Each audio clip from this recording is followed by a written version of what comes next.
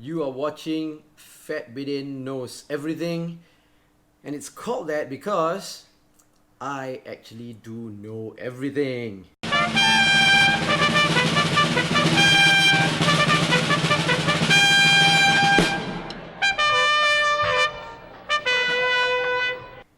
Now, this week, I want to talk about demonstrations and rallies because, look,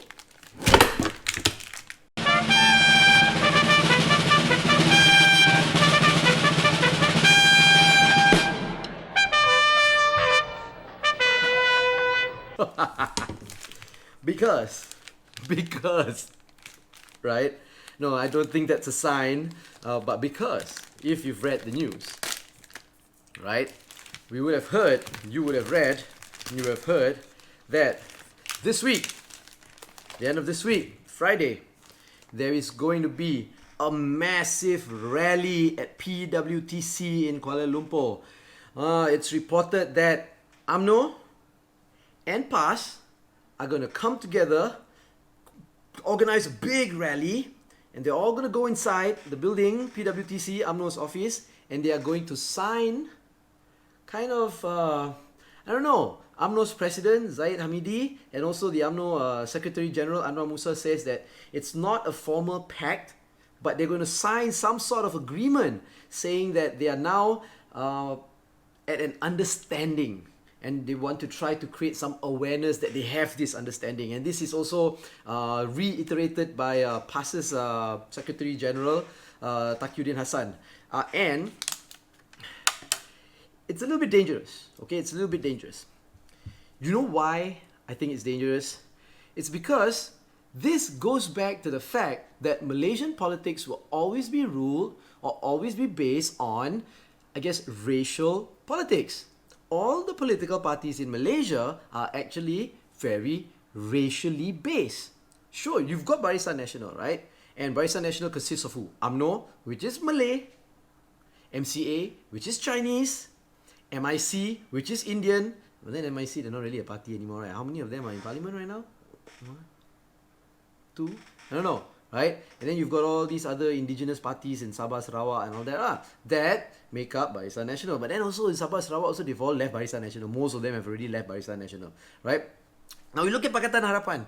Apparently, they are not racist. They are multiracial, and you've got like you've got PKR who says they're multiracial. DAP, they say they're multiracial. But think about it, right? Think about it. DAP says they're multiracial, but most of their members are actually Chinese. Most of their events are conducted in Mandarin. PKR, they say they're multiracial, but think about it. Top leadership, most of them are Malays. Majority of their members, Malays, right? And you've got Bersatu, which outrightly says that they are Bumiputra. You've got Amanah, which is basically Malay because they came from PAS, right? So we are all a very racist-based political system in Malaysia, right? It's very, very racial, right? Now here's the danger, right? UMNO and PAS, they're going to come together and they're outrightly saying that we're going to fight for the Malays, we're going to fight for the Muslims.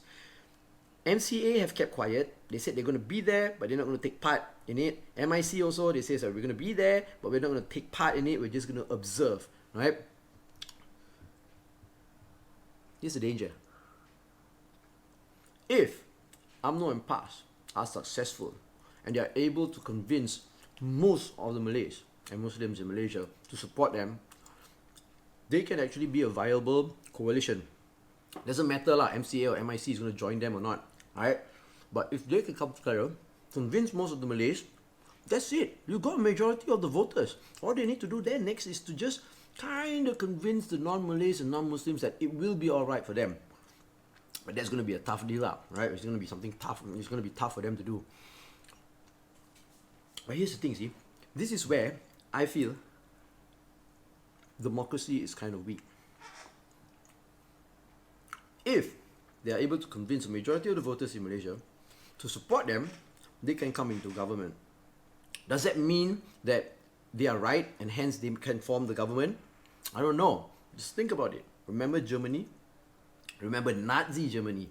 Hitler and his party was elected the government through legal democratic means, right? Does that mean because a majority of people in the country feel that that is the party to lead the country, that that's the right party? Look what happened, right? So now, just because they can convince the majority of the voters to vote for them, would it be the right way and the right path for Malaysia? So it's very dangerous, right? I think it's very dangerous. I want to say that it should be put to a stop, that they should not have the rally, they should not come together, we should stop them. But then that's going against the democracy also, right? Let me tell you one thing, rallies and demonstrations and protests is a big part of democracy, and as Malaysians we need to know that, we should understand that, right? Because look, how did we get here in the first place? We had all the way up to the last general elections, we've been having demonstrations and protests. Remember all the birthday rallies and all the birthday protests and demonstrations?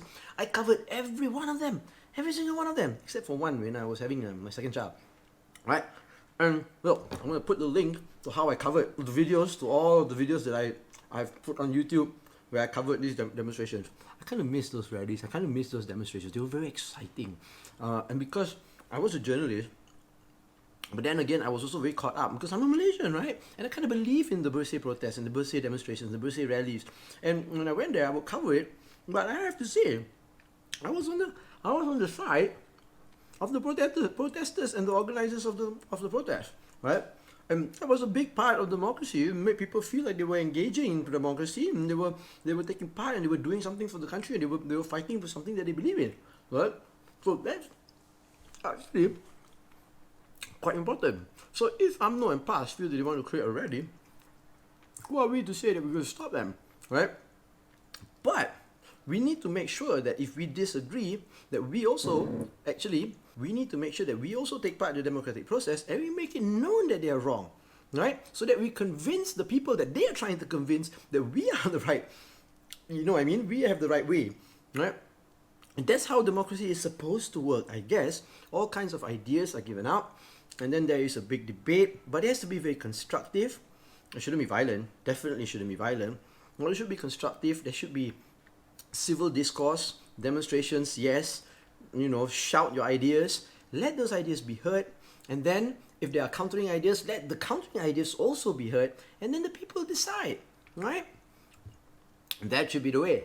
So I'm actually pretty excited to see what's going to happen on Friday, right?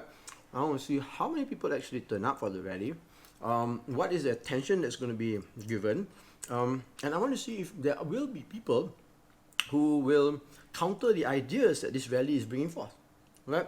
So it should be interesting. Maybe, if I'm not too busy, I might even attend and see how it goes. And then maybe there'll be a video, right? Maybe there might be a video, right? Sorry. Okay. It's great, right? Yeah. So I guess that's it. I would love to hear your thoughts on this matter, your thoughts on this issue. Please do comment. If you agree with me, say that you agree with me. If you disagree, say that you disagree. Give me your points, right? Thumbs up if you like it. Thumbs down if you don't like it. Subscribe to my channel. Subscribe to this channel, right? Or you can follow me or Fat Bidin on all the social media platforms. We're on all the major social media platforms. We're on Facebook, we're on Twitter, we're on Instagram, definitely on YouTube. The handle, you just search for @FatBidin. You can just go to fatbidin.com just to get everything, right? So thanks for listening me out. Yo, you know what you can do? You can help me out. Feed my kids. I've got 2 kids with another one on the way. I need cash, especially when the economy is so bad. So, you know, you can always go to the Fat Bidin store and buy my merchandise. I've got books for sale. Look, I've got this great book. It's Journo Dad. It's Chronicles of a Journalist Who Just Happens to Be a Father. It's stories about me being a journalist and a father. I've got this one, Zan Azli and Wan Chun Han's Zan Azli and Wan Chun Hong's Guide to Indie Filmmaking. This is a book I wrote with my buddy Chun. He's a DOP, I'm a director. We wrote a book about how you can make independent films. I've got a graphic novel. Look, graphic novel, non-fiction. It's all about my time in Afghanistan. It's called Adventures of a KLite in Afghanistan.